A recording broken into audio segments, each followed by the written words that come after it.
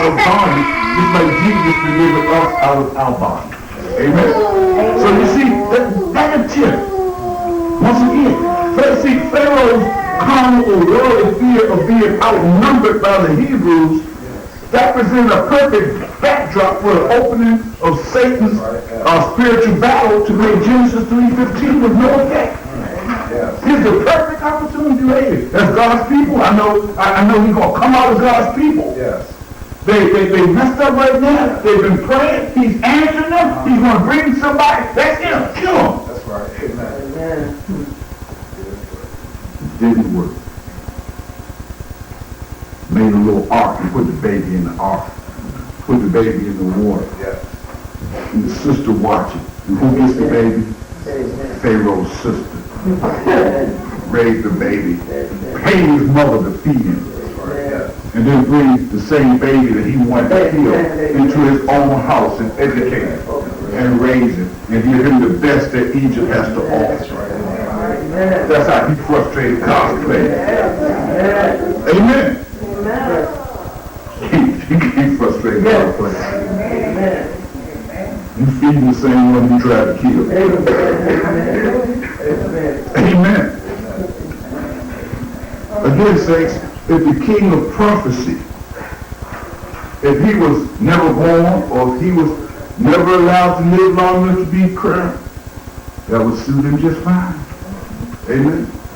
But it was not to be. See, we can see here that there came a time also, even after this, Satan's still working. That didn't work. So what happened?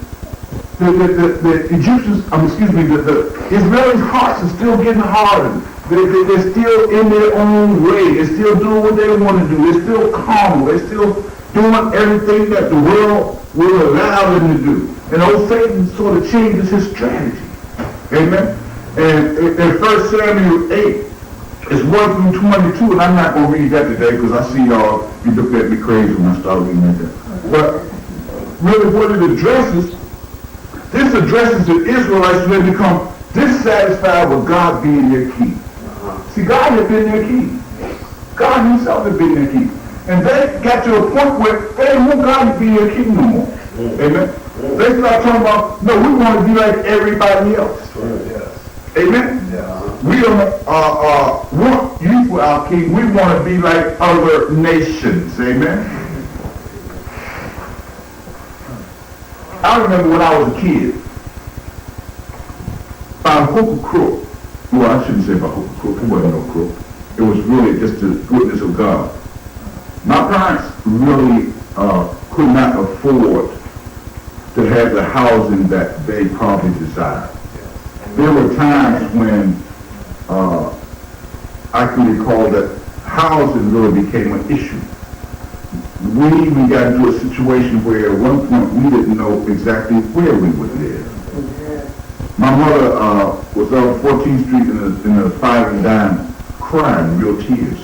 5 children, and her and the guy she was in a business partnership with had done something to trick her or misrepresent something, so she lost her interest in the house that we were living in. A year earlier, we had to leave the apartment that we were living in. So now a year later, we're in the same situation where we are now getting ready to be on the street.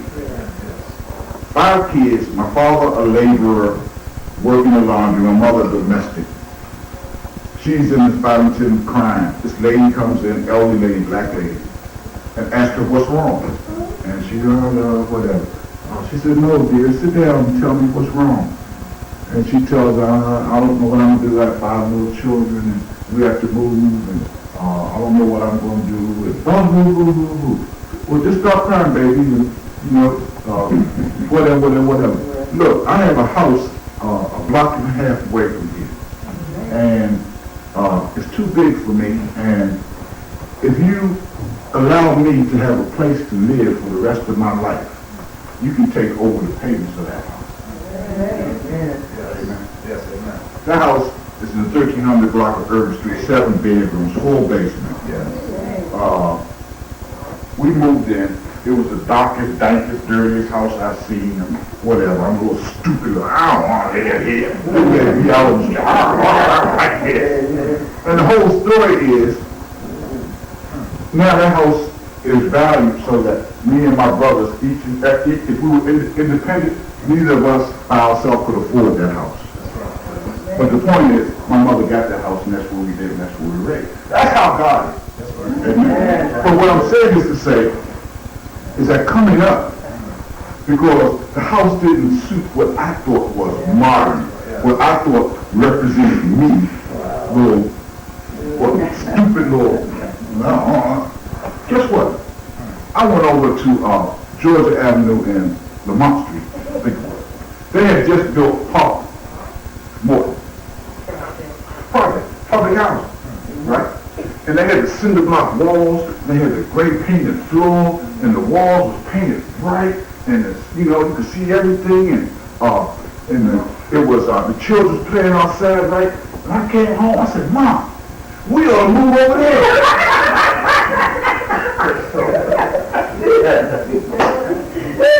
I said, boy, you're the biggest fool I've ever seen. What's wrong with you? My father ain't even listen. Folks that are kids, stupid. Don't know the value of anything. I'm just going by what my dumb eyes see, and because I think that because it's got a couple coats of paint on it, on cinder block and what have you, that it's wonderful. Amen? And not even knowing.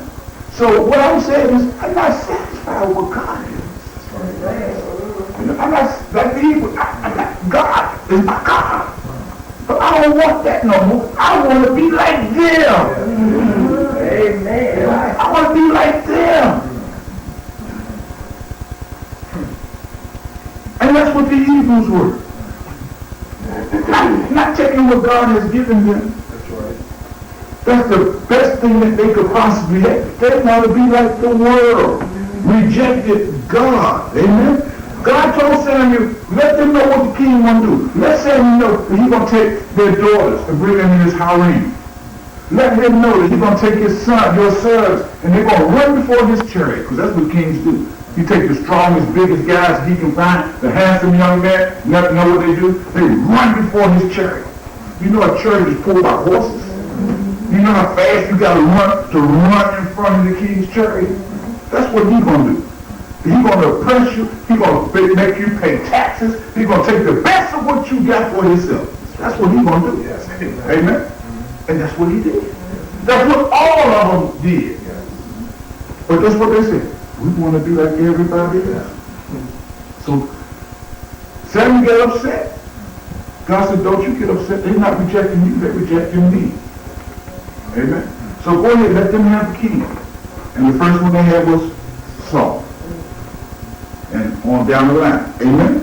Amen. So, I should also point out that one reason that they rejected that God is the king, because Samuel was the judge, and his sons were following, his sons would be, they thought judges after him, and his sons were corrupt, and they didn't want to deal with him. Amen? No, we don't want that. We want to be like everybody else. Amen? So, that's another thing that you can see the Hebrews rejected God as their king because they wanted a mortal, carnal king.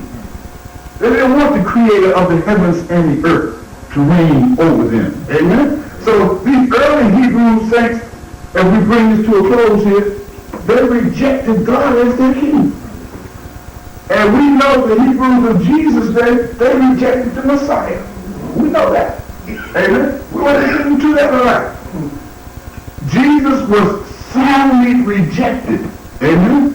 And the run to the trial of Jesus, as it can serve as illustration of how soundly he was rejected, is he was rejected by Caiaphas, who was the high priest. Amen? That was religion rejecting him. Right. Amen? Rejected by religion. He was rejected by Herod Antipas. That was Israeli social authority. That was the government rejecting him. Amen?